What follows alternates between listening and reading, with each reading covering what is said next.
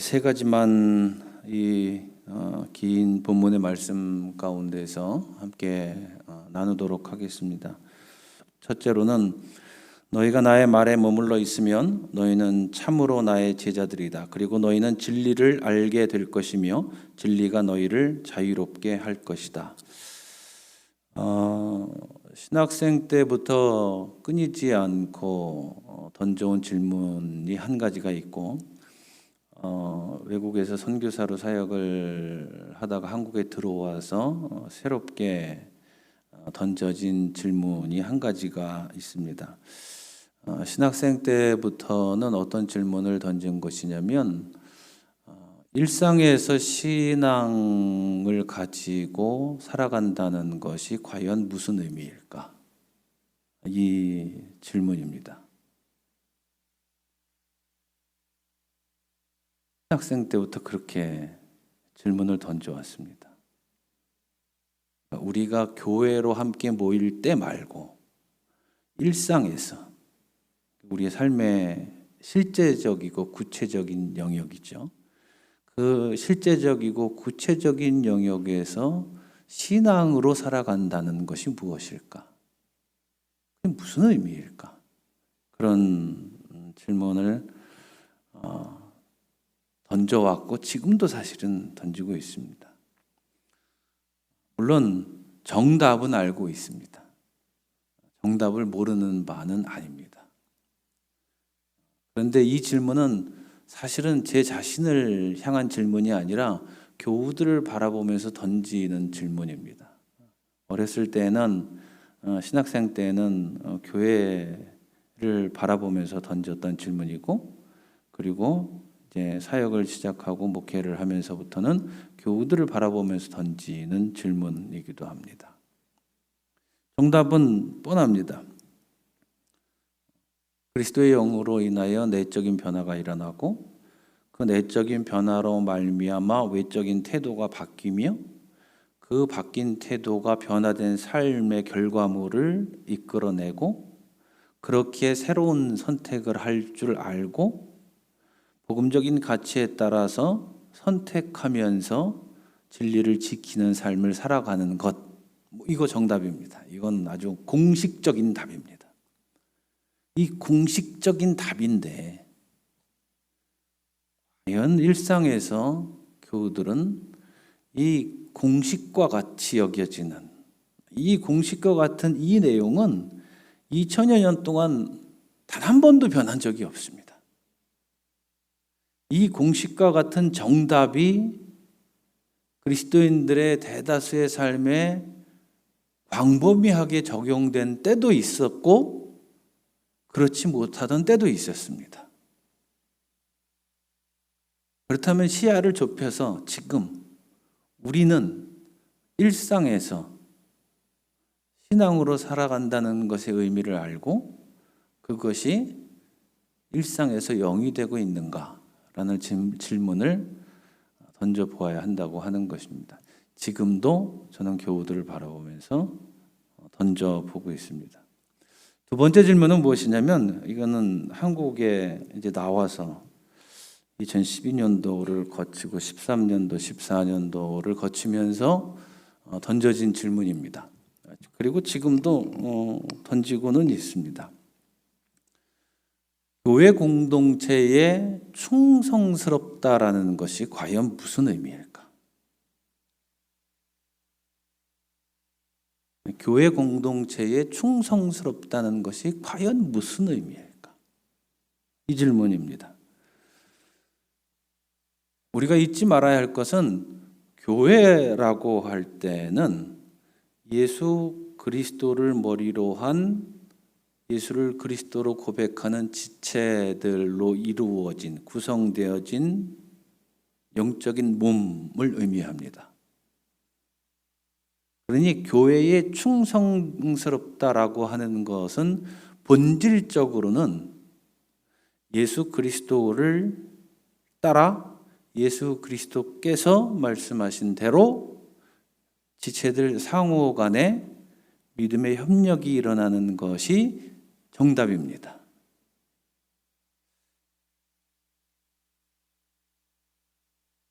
이 두 가지 질문을 가만히 생각을 해보면 동일한 한 가지 요소가 발견됩니다.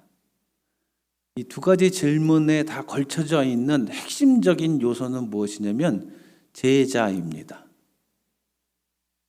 고인 아니고요. 성도도 아닙니다, 사실은. 그리고 직분도 아닙니다.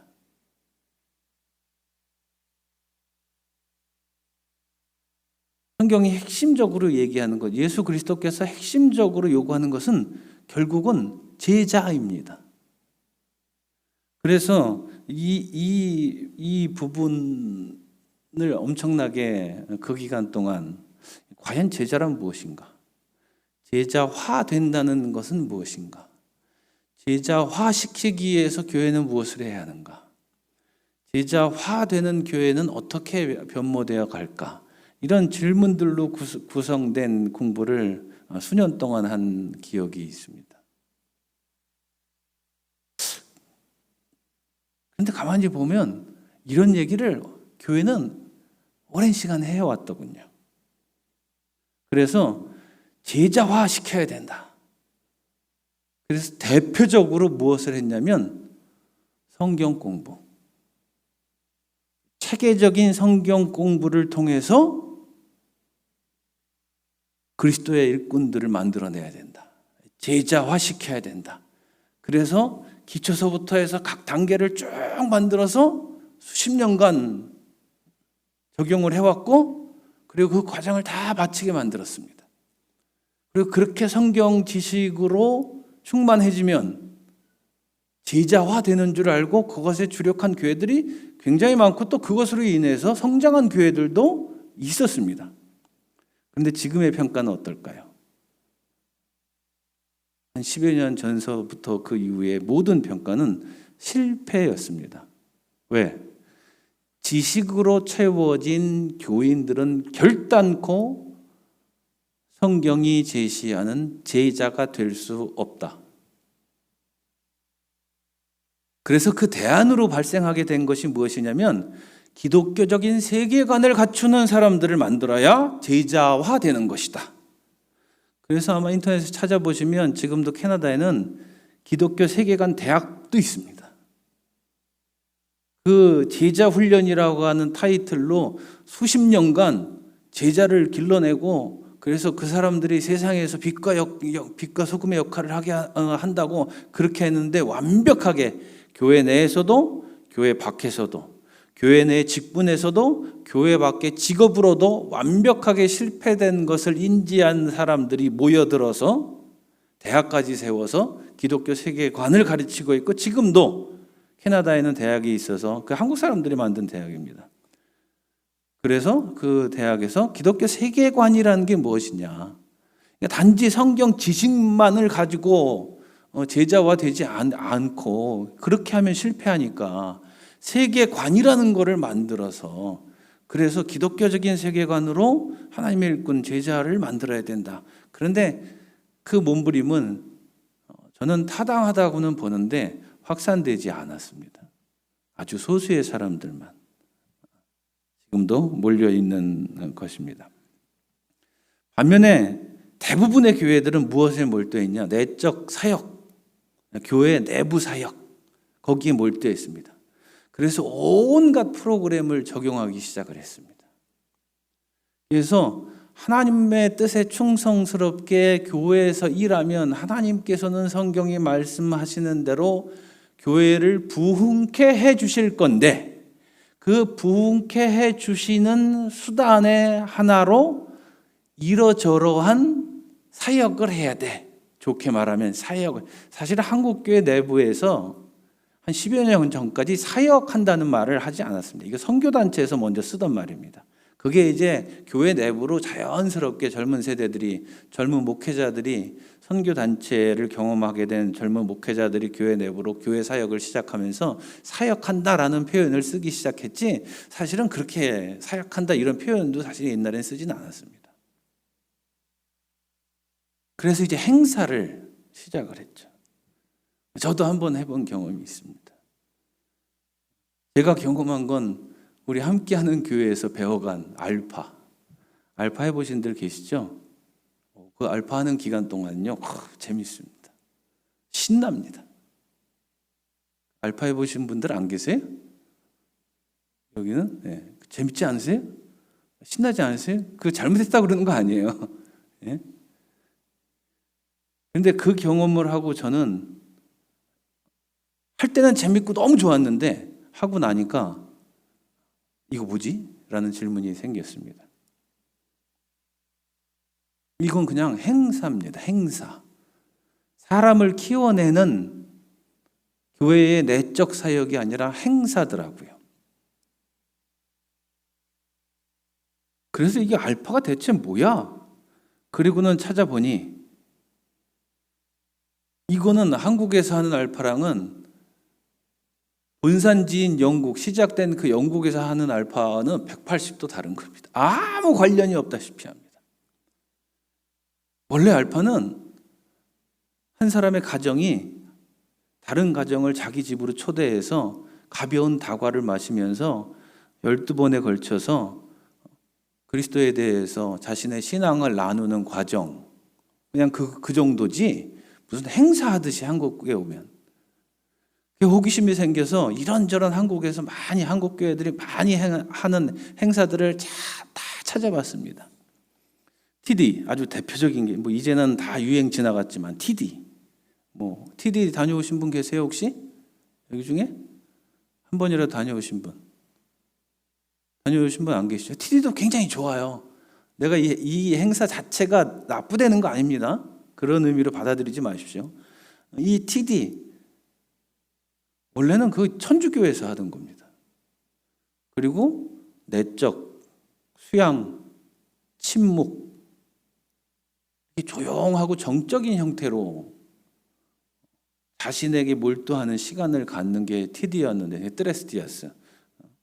그랬는데 우리나라에 오니까 막 먹을 거 산같이 쌓아놓고 막 먹게 하고 찬양 부르고 막 가족들 몰래 마지막에 딱 불러가지고 아니면 영상을 띄워서 막 눈물을 뽑고 완전히 다른.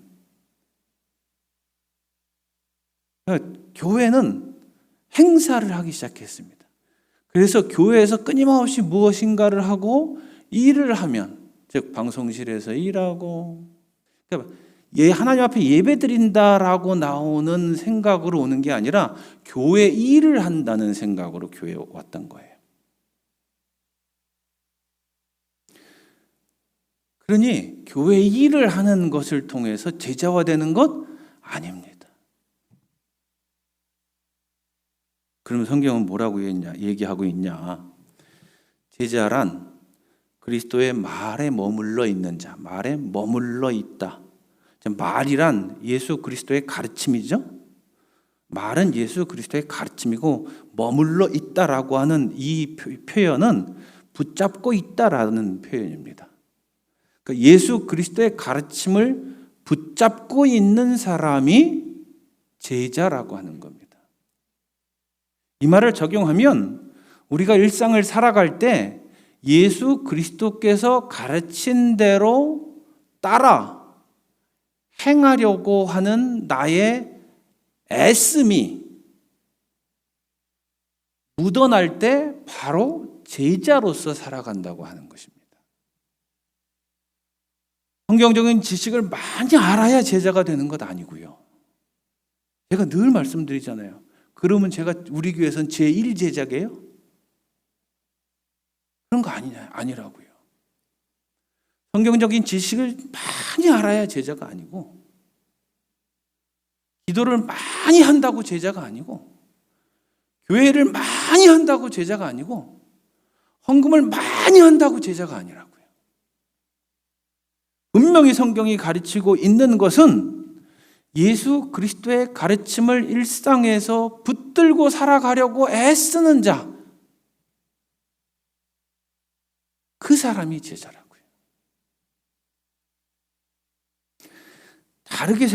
다르게 이해할 수도 있습니다. 이 말이라고 하는 원문의 뜻은 로고스입니다. 이 원문의 로고스라고 하는 단어는 예수 그리스도의 인격과 맞닿아 있습니다. 그렇다면 이 예수 그리스도의 가르침을 붙잡고 산다는 것은 결국 예수 그리스도에게 인격적으로 참여한다는 뜻이 됩니다. 즉, 그분과 인격적인 교제를 한다는 뜻입니다.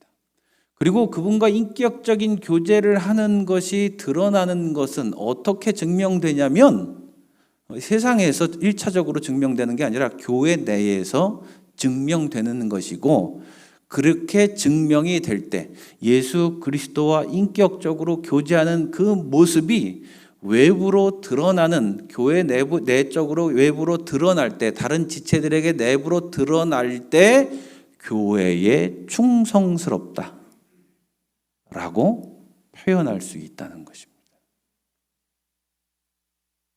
두 번째는 아들이 너희를 자유롭게 하면 너희는 참으로 자유롭게 될 것이다. 참으로, 진실로, 그리고 또 한 가지 뜻은 실제로. 진짜야, 이런 강조법이 아니라 실제로 일어날 수 있는 일이라고 하는 것입니다. 스스로 자유로운 삶을 살고 있다고 생각하십니까?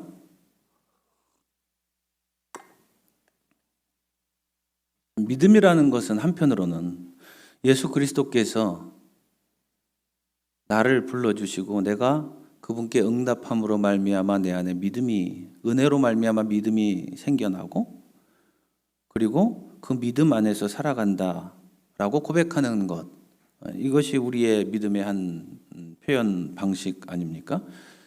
그렇다면 진리가 우리를 자유케 한다.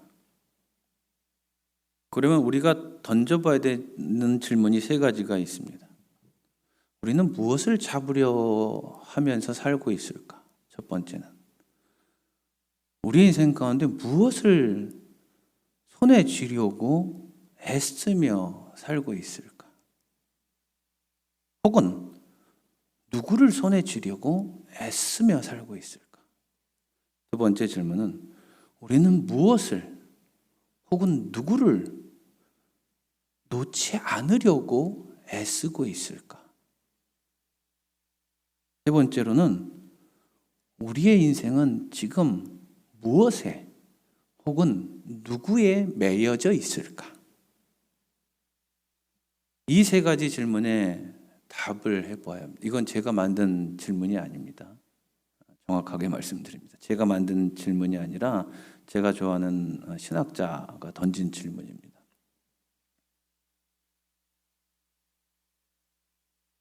어떠십니까? 자유로우십니까? 사람은 잡으려고 하면은 늘 불안감을 겪을 수밖에 없고, 놓으려고 하면은 두려움에 찰 수밖에 없고, 매여 있으면 진리를 망각하는 현실에 도달하게 된다고 합니다. 이것이 인간의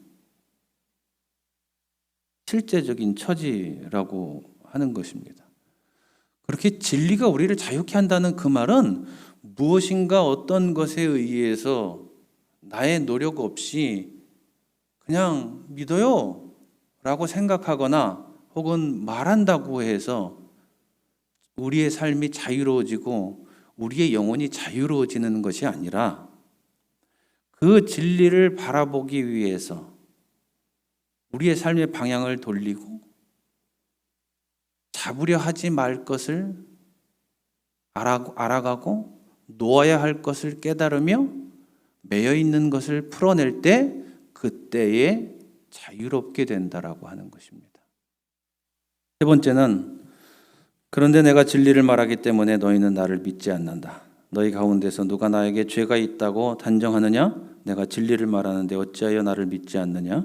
하나님에게서 난 사람은 하나님의 말씀을 듣는다. 그러므로 너희가 듣지 않는 것은 너희가 하나님에게서 나지 않았기 때문이다. 저 스스로에게도 그리고 교우들을 바라보면서도 던지는 질문, 끊임없이 던지는 질문입니다. 나는 과연 믿고 있는가 지금? 저 사람은 과연 믿고 있는 건가 지금?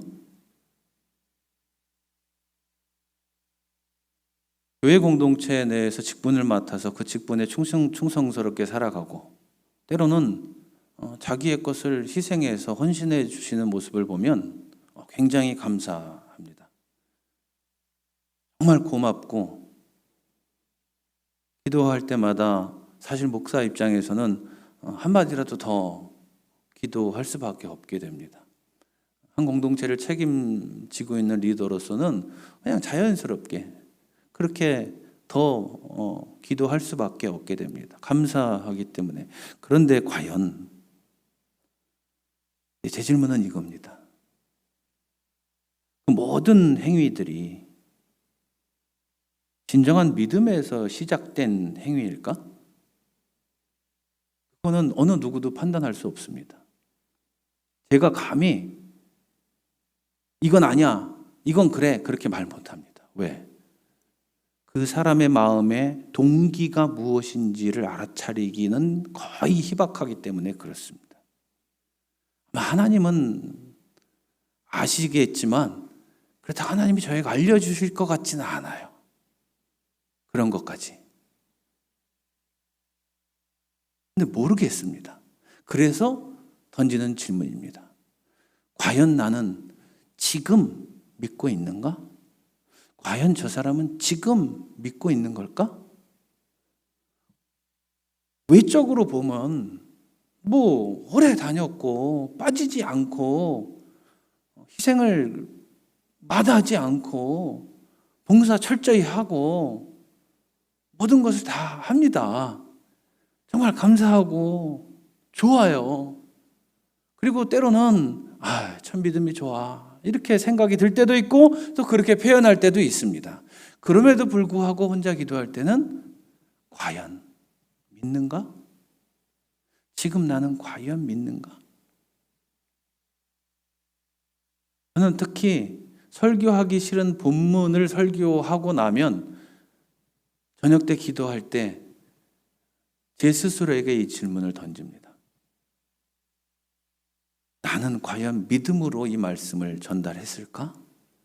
혹시 이 본문이 너무 불편하고 싫어서 조금 가리거나 조금 뒤틀거나 혹은 조금 숨기거나 혹은 조금 과장하거나 그러진 않았을까? 이런 질문을 던지면서 나는 정말 믿는가? 이런 질문을 던져봅니다. 나는 정말 믿는다라는 답이 그 순간에 그 시점에 내 안에 충만함으로 다가온다면 나는 하나님에게서 난 사람,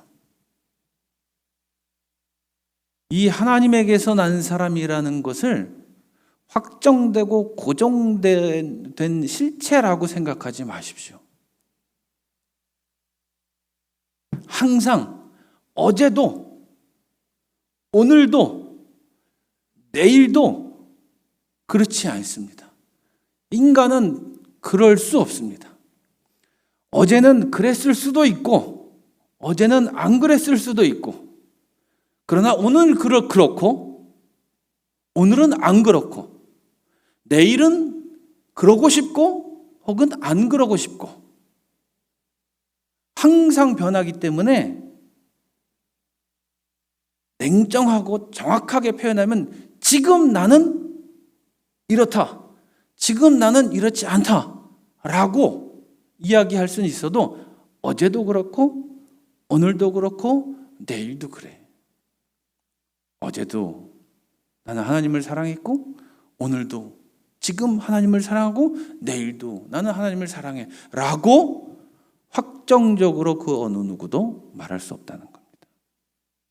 그렇게 중요한 것은 시간을 초월해 계신 그 하나님의 현존 앞에 섰을 때 우리가 정직하게 대답해야 되는 것은 매 순간 하나님, 지금 나는 당신을 사랑합니다. 지금 나는 당신을 사랑합니다. 지금 나는 당신께 헌신합니다. 지금 나는 당신께 봉사합니다. 지금 나는 당신 앞에서 믿음을 가지고 그 믿음에 순종하며 살아가겠습니다. 지금 이야기할 수 있다는 것이죠. 그렇기에 나는 지금 믿는가? 라는 이 질문이야말로 내가 정말 하나님에게서 난 사람인가를 가려볼 수 있는 판단의 기준이 될 수 있다고 하는 것입니다. 그렇게 우리는 우리 스스로에게 하나의 커다란 개인적인 사명을 부여해야 합니다.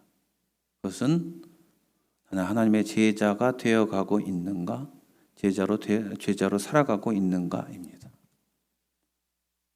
목사가 중요한 거 아니고요. 직분이 중요한 거 아니고요. 땅끝까지 이르러서 뭘 하라고 그랬죠? 예? 이게 핵심이라고요. 어느 교회 교인이 되는 게 신앙의 목적이 아니고요. 어느 교회에서 무슨 직분을 받았느냐가 신앙의 직분이 그 신앙의 목적이 아니고요. 얼마만큼 하느냐 안 하느냐 이것은 부차적인 거고요. 지금 나는 그리스도의 제자로 성장하고 있는가? 그리스도의 제자로서 하나님의 제자로서 하나님 나라를 일궈가기 위해서 관심을 갖고 기도하고 예배드리고 헌금하고 봉사하고 헌신하고 희생하고 복음이 가르치는 그 내용들을 일일이 하나하나 다 내 삶에 흡수하고 적용하고 그리고 드러내고 있는가? 이것이 우선적으로 중요하다고 하는 것입니다. 그런 질문 한번 하나님 앞에서 기도할 때 꼭 던져보시는 교우들 되시기를 부탁을 드립니다.